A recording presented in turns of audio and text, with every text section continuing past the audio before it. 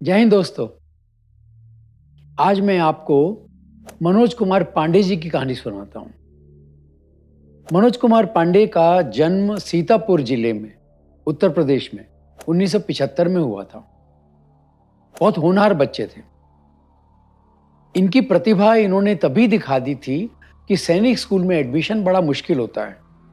ये बड़ी आसानी से उसमें एडमिशन पा लिए और शुरू से इनकी इच्छा थी कि मैंने तो फौज में जाना है। सैनिक स्कूल में इन्होंने पूरी तैयारियां करी कि किस तरह से मैं फौज में जा सकता हूं। जब 12वीं पास करी, उसके बाद इन्होंने एनडीए में एडमिशन ले लिया। बस 12वीं पास होते ही, रिजल्ट आते ही ये एनडीए पहुंच गए और एनडीए में खड़क वासला में इन्होंने ट्रेनिंग ली। आप विश्वास नहीं करेंगे दोस्तों, जब इनका एनडीए में इंटरव्यू हो रहा था, उस समय इनसे यह पूछा गया, तुम फौज में क्यों जाना चाहते हो? और इनका एक जवाब था, परमवीर चक्र प्राप्त करने। मतलब यह है कि ऐसी शूरता दिखाने के लिए एनिमी के साथ, दुश्मन के साथ, कि दुश्मन भी चौंक जाए, दुश्मन के छक्के छूट जाएं। ये इनके मन में जज्बा था जिस समय इन्होंने एनडीए में एडमिशन लिया। एनडीए पास करने के बाद इनको गोरखा राइफल्स की एक बटालियन में भेजा गया। वो जो बटालियन थी, उसकी पोस्टिंग कश्मीर घाटी में हुई। एक बार इनको अपनी टुकड़ी के साथ भेजा गया कोई गश्त करने के लिए। गश्त करके डिस्टेंस फिक्स था, इतनी दूर जाके इनको वापस आना है। इनको वापस आने में हो गई देर। देर हो जाने से, देर मतलब 2-4 दिन देर हो गई। कमांडिंग ऑफिसर ने पूछा कि इतनी देर कैसे लग गई तुमको? इनका सीधा जवाब था, सर मैं खोज रहा था दुश्मन को, जिस डिस्टेंस में जाना था वो दुश्मन हमें मिला नहीं। हम लोग आगे तक बढ़ते चले गए जब तक हमारी दुश्मन से मुलाकात नहीं हो गई। इनके बटालियन को उसके बाद सियाचिन भेजने की बात हो रही थी। सियाचिन से आगे जब इनको गश्त लगाना था, तो ये कहीं पे ट्रेनिंग में गए हुए थे। उस समय जब ये बात हुई कि उसको गश्त लगाने जाना है, इन्होंने अपने कमांडिंग ऑफिसर को लिखा कि सर अगर ये उत्तरी ग्लेशियर की तरफ जा रही हो तो मुझे बाना चौकी दे दीजिएगा, और यदि ये सेंट्रल ग्लेशियर की तरफ जा रही हो तो मुझे पहलवान चौकी दे दीजिएगा। इनको पहलवान चौकी मिली और पहलवान चौकी पे तैनात होके इन्होंने अपना काम किया। 3 महीने इनके पूरे हो चुके थे। नॉर्मली सियाचिन में कोई भी टुकड़ी होती है, इनको 3 महीने वहां पे रखा जाता है। उसके बाद इनको वापस बुला लिया जाता है, क्योंकि सियाचिन में जो कंडीशंस होती हैं सैनिकों के रहने की, बहुत ही सीवियर कंडीशंस रहती हैं।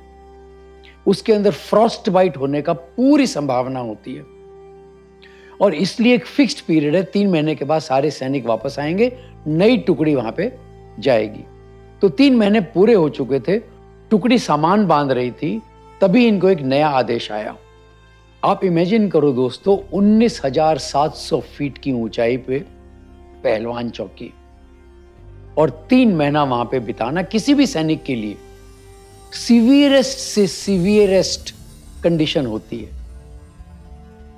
तो खैर, आदेश आया कि इनको कारगिल में बटालिक सेक्टर में पहुंचना है। वहां पे घुसपैठ की आशंका हो रही है। बटालिक सेक्टर में जाके इन्होंने और इनकी टुकड़ी ने बहुत सुंदर अपना परफॉर्मेंस दिखाया। एक के बाद एक चोटियों से पाकिस्तानी को खदेड़कर वापस अपने कब्जे में लेने के लिए सफल हुए। 3 जुलाई 1999 का दिन था। इनको खालूबार चोटी पर कब्जा करना था। वहां पे दुश्मन तैनात था।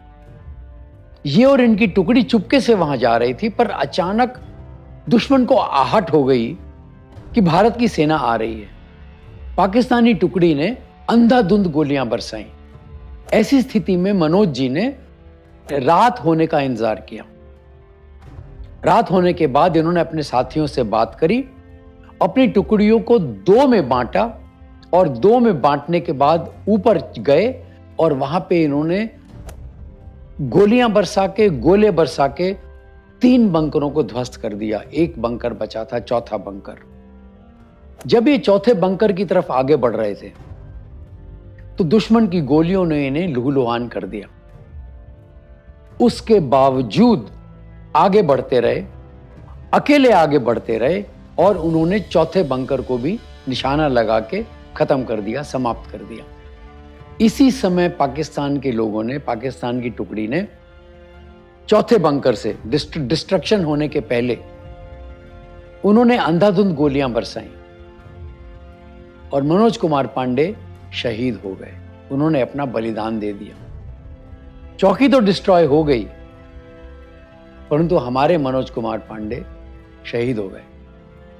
बाकी जो हमारे पीछे जवान बचे थे, उन्होंने दौड़कर हमला किया और जितने भी पाकिस्तानी लोग बचे थे, उन सबको समाप्त कर दिया।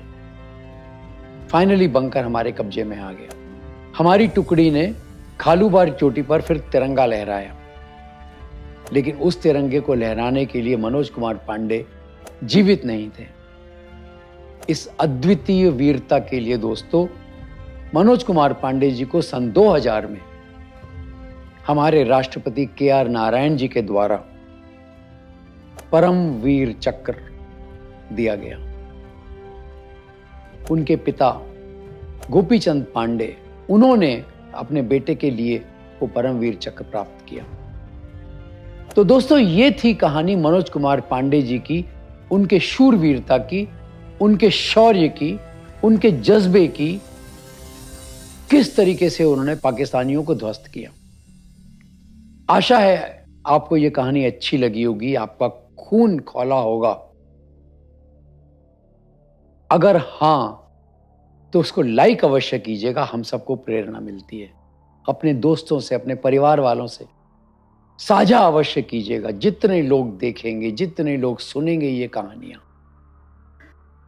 भारत के शूरवीरता की कहानी जन जन तक पहुंचनी चाहिए। दोस्तों, जिन्होंने सब्सक्राइब नहीं किया है, आप प्लीज चैनल को सब्सक्राइब अवश्य कर लीजिएगा। आगे भी आपको नोटिफिकेशंस मिलते रहेंगे। तो दोस्तों, आज के एपिसोड का यहीं विराम करता हूं। अगले एपिसोड में आपके लिए एक कहानी और लेके आऊंगा। तब तक के लिए जय हिंद दोस्तों।